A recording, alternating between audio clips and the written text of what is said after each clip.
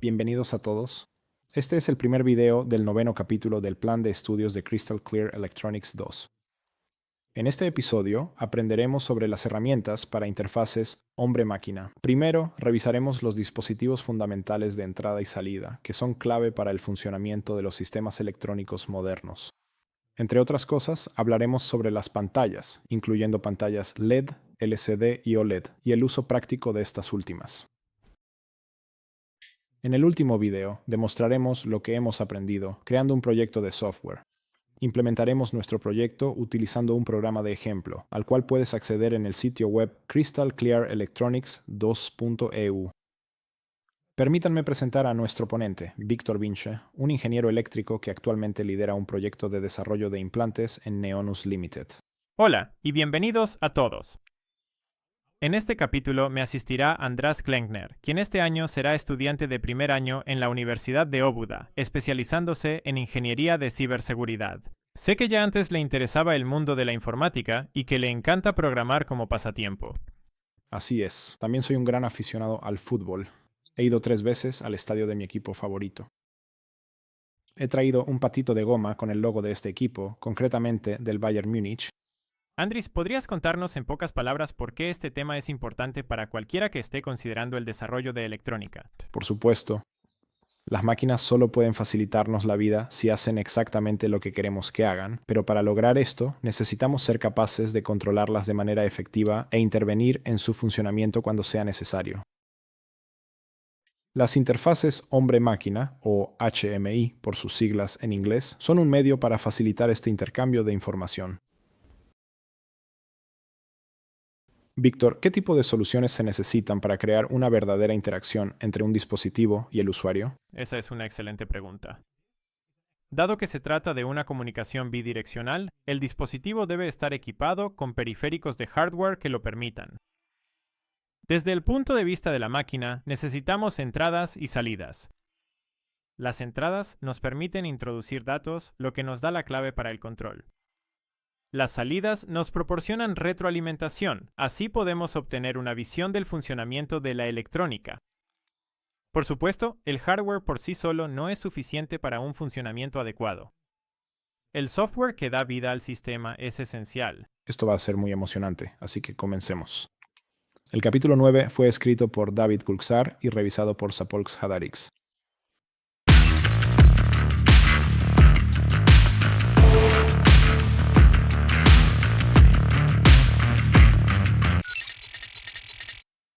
Una de las interfaces de entrada más utilizadas es el pulsador, algunos de los cuales hemos colocado en nuestra placa de pruebas.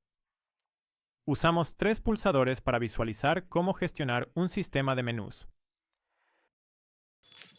Hablaré más adelante sobre las funciones que actualmente están asociadas a los pulsadores. Los dispositivos de entrada también incluyen los conocidos interruptores, joysticks y similares. Estos periféricos ya te han sido presentados, o se tratarán en un capítulo posterior del temario, así que no entraré en detalles sobre ellos. Si te interesa profundizar en los interruptores, como los pulsadores, interruptores de 2 posiciones, interruptores rotativos y similares, te recomiendo que leas el 7º capítulo del temario Crystal Clear Electronics 1, que se llama Dispositivos de conmutación y contiene mucha información útil sobre el tema. El elemento de salida más básico que se puede utilizar para proporcionar información es el LED, que significa diodo emisor de luz. Puede tener diferentes contenidos de información dependiendo de su uso. La indicación más simple puede ser si está encendido. Por ejemplo, un LED en la placa de desarrollo nos indica si la alimentación del microcontrolador está disponible. Se puede dar retroalimentación haciendo parpadear el LED a diferentes frecuencias o incluso variando su brillo. Otra solución popular es una fuente de luz multicolor llamada LED RGB, que significa LED rojo, verde, azul. Es excelente para mostrar información de estado, por ejemplo, ya que los diferentes estados pueden representarse bien mediante los distintos colores. Un LED RGB puede producir los colores rojo, verde, azul y otras combinaciones de colores que se pueden mezclar. Si quieres comunicar más información al usuario, puedes usar varios LEDs y asignar claramente a cada uno lo que indica. Solo piensa en un router, cuántos LEDs tiene y que cada uno tiene un significado. Para mostrar datos más complejos, podemos disponer los LEDs en algún tipo de estructura sobre una placa de pruebas para lograr una visualización más gráfica.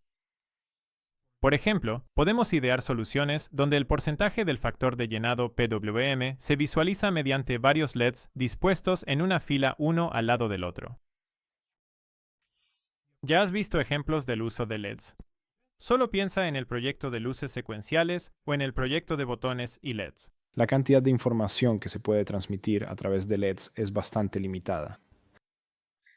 ¿Tiene esta solución cabida en una aplicación moderna? Definitivamente.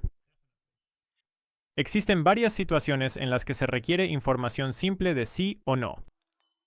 Y en la depuración, cuando los dispositivos de salida más complejos no funcionan, los LEDs aún pueden ser de ayuda. Si llevamos más allá la idea de usar LEDs estructurados para transmitir información más compleja, rápidamente llegamos al mundo de las pantallas LED. Estos dispositivos ahora nos permiten mostrar números y letras.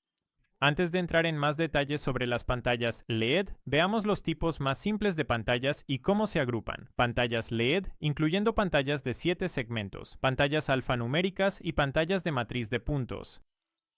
La siguiente gran categoría son las pantallas LCD, que incluyen pantallas LCD de 7 segmentos, pantallas LCD alfanuméricas y pantallas LCD gráficas. La última gran categoría son las pantallas OLED, que también incluyen soluciones alfanuméricas y gráficas. Supongo que cada una tiene su propio ámbito de aplicación. Exactamente.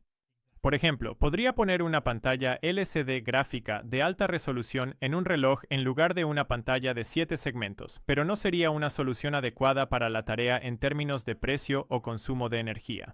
Así que veamos qué elegir para cada tarea y por qué. La pantalla de 7 segmentos que se muestra en la imagen es un componente popular debido a su simplicidad. Esta pantalla tiene la función de mostrar los números arábigos. Si observas la estructura, cada segmento tiene un LED.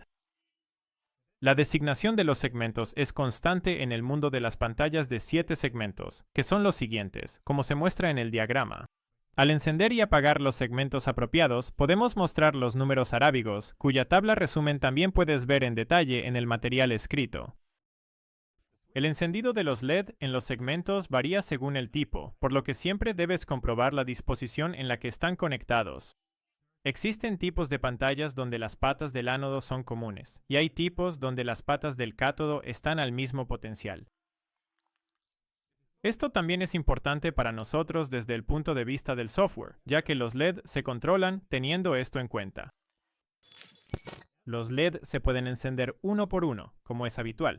La desventaja de esta solución es que se necesitan muchos pines GPIO para operarla, pero la ventaja es que no se requiere hardware adicional. Probablemente hayas escuchado el chiste de que el software es gratis, pero no todo debería hacerse con software. Por ejemplo, si no tienes suficientes pines GPIO en tu microcontrolador, necesitas añadir el circuito controlador o el decodificador de BCD a display de 7 segmentos. Este decimal codificado en binario genera señales a partir del formato decimal codificado en binario para controlar el display de 7 segmentos. Para producir un número decimal codificado en binario, se utilizan los valores posicionales del sistema decimal, asignando 4 bits a cada valor posicional, ya que el número más grande que aparece en el sistema decimal es el 9, y por lo tanto se requieren 4 bits. Lo usamos porque es mucho más rápido y eficiente convertir desde el sistema de base 10 que hacer lo mismo en binario.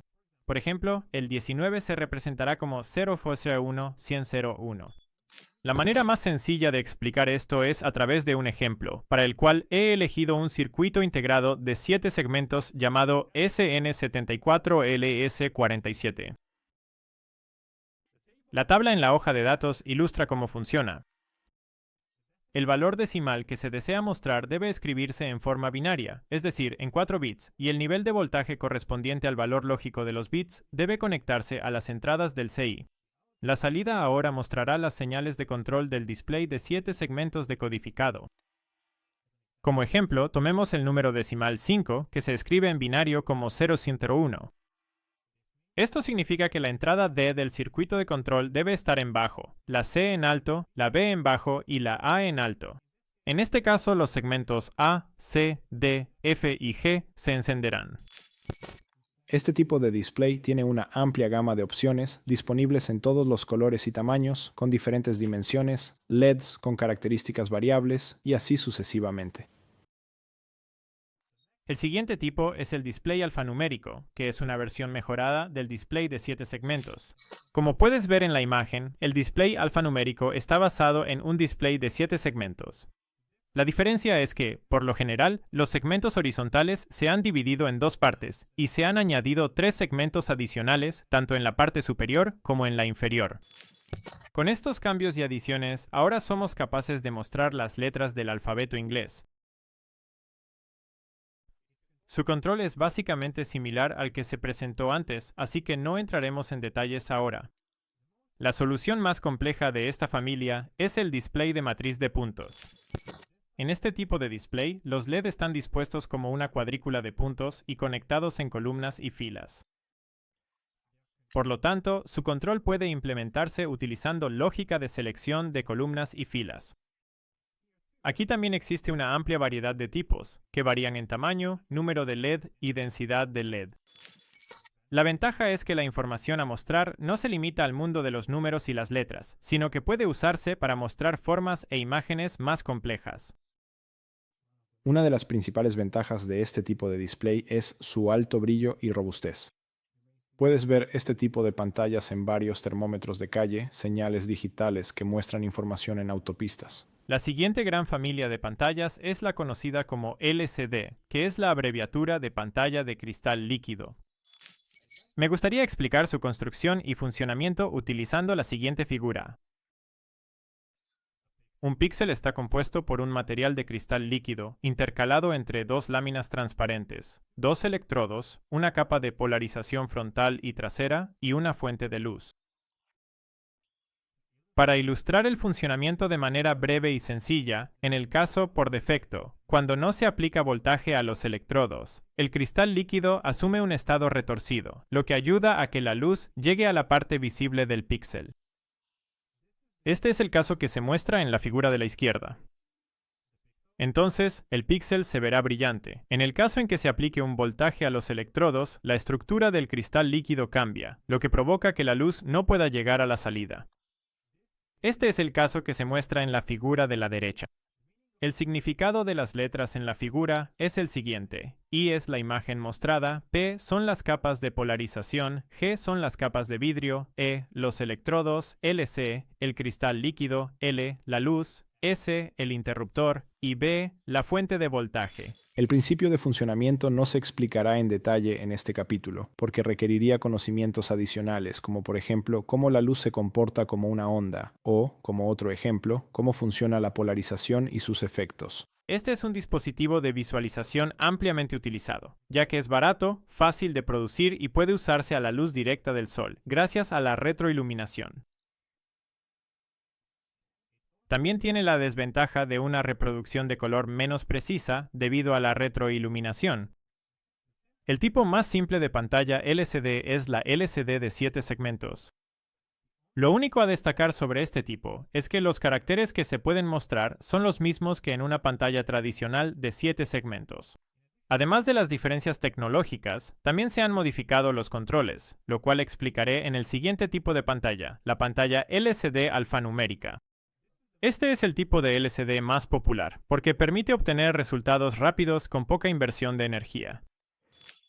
Es alfanumérica, por lo que solo puedes mostrar imágenes de caracteres fijos, pero estos pueden ser letras, números o signos de puntuación.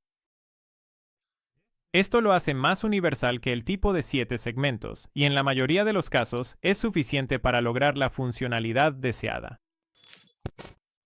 Estos modelos suelen estar equipados con el controlador HD4A47800 o algún controlador compatible, ya que el controlador LCD Hitachi HD44780 se ha convertido en un estándar de la industria con el tiempo. Desde que se estableció el estándar, todos los fabricantes han buscado la compatibilidad en cuanto a la huella, el tamaño y el conjunto de instrucciones de los módulos LCD. Esto ha llevado a su similitud, facilidad de uso e intercambiabilidad. Siempre puedes averiguar cómo controlar la pantalla consultando la hoja de datos. Afortunadamente, debido a su uso generalizado, existen muchas bibliotecas de software ya escritas para él, lo que hace que el desarrollo de los proyectos sea más rápido. Las pantallas LCD gráficas son diferentes de los tipos anteriores, ya que los píxeles de la pantalla pueden controlarse libremente, incluso mostrando imágenes. Esto significa mucha más libertad para el usuario, pero lleva mucho más tiempo lograr la función deseada. El último gran grupo de pantallas es la pantalla OLED. OLED es la abreviatura de diodo orgánico emisor de luz. Estas tres palabras resumen de manera concisa el principio detrás de esta tecnología. Existen materiales orgánicos que emiten luz cuando se energizan, y esto es lo que se utiliza en los paneles OLED. Muchos de los beneficios se deben al hecho de que no se requiere retroiluminación. La estructura en capas, familiar en las pantallas, se simplifica, lo que da como resultado pantallas más ligeras y delgadas. También son de bajo consumo energético. Logran un negro perfecto, por lo que el contraste también es de alta calidad. Tienen colores precisos y estables sin distorsión, y además cuentan con un excelente ángulo de visión. Curiosamente, el principio de las pantallas OLED se deriva de las luciérnagas. También existe una versión alfanumérica de las pantallas OLED, pero como ya se ha explicado el principio de funcionamiento, no se volverá a tratar aquí. Bien, eso es suficiente historia y conocimientos de fondo por ahora. En su lugar, aprendamos sobre las pantallas gráficas y veamos cómo funcionan en la práctica. Tienes toda la razón, pero necesitas esta cantidad de información para ayudar al espectador a sentirse seguro al navegar entre los numerosos tipos de pantallas disponibles en el mercado. A continuación, veremos el uso de pantallas gráficas OLED en la práctica utilizando nuestra placa de desarrollo. En ella encontrarás una pantalla de nuestra elección, a la que daremos vida. Comencemos. ¿Cómo conectamos el panel a la placa de desarrollo? Para este ejercicio, necesitamos información de la hoja de datos de la pantalla sobre la numeración, el nombre y la función de las patas. Esto muestra que estamos tratando con un periférico con comunicación I²C capaz de funcionar a partir de 3.3 voltios. La siguiente pregunta es el consumo de energía del dispositivo, es decir, si necesitamos una fuente de alimentación externa para usarlo, o si la entrada USB de 5 voltios es suficiente para alimentar el circuito de 3.3 voltios. Esta información también se puede encontrar en otra tabla de la hoja de datos. Dado que el consumo de corriente del periférico es bastante bajo, incluso si la mitad de los píxeles están encendidos, es solo de 22 mA, no es necesario usar una fuente de alimentación externa. Es decir, 3.3 voltios al depurador son suficientes. La pantalla se conecta de acuerdo con el diagrama esquemático. Conecta el voltaje de alimentación de 3.3 voltios a la pata BCC y la tierra común a GND. Para la comunicación utilizaremos el periférico I2C2 del microcontrolador. Así que conectamos la pata SCL a la pata PF1 del microcontrolador y la pata SDA a la pata PFO del microcontrolador. Además, las líneas de datos I2C están conectadas al voltaje de alimentación mediante una sola resistencia pull-up. Los pulsadores y los LEDs están conectados de la manera habitual. Eso es todo en cuanto a las tareas de hardware. Ahora pasemos a recopilar los datos que necesitamos para el desarrollo del software. Como estamos hablando de una pantalla gráfica, necesitamos conocer su tamaño, lo cual se aclara justo al principio de la hoja de datos. La línea de resolución indica que podemos trabajar con 128 por 64 píxeles, que deben disponerse de la siguiente manera. Este es nuestro lienzo. Se puede pintar sobre él. En nuestro caso, por defecto es un fondo negro sobre el que podemos dibujar puntos luminosos. Aquí, los puntos luminosos son azules. Si pintamos con suficiente ingenio, podemos convertir los puntos en letras, números, formas e imágenes. Por supuesto, es posible invertir los colores cuando dibujas en negro sobre un fondo claro y, por supuesto, veremos cómo hacerlo. Antes de dejar de lado la hoja de datos, hay algo que necesitamos averiguar, la dirección en el bus I²C donde la pantalla espera las instrucciones. Esta información se puede encontrar en la sección de interfaz I²C del MCU 815 del documento PDF de la hoja de datos de la pantalla OLED, que se incluye como suplemento al plan de estudios. La dirección esclava consiste en los bits 0, 1, 1 TTC y el valor de SA0.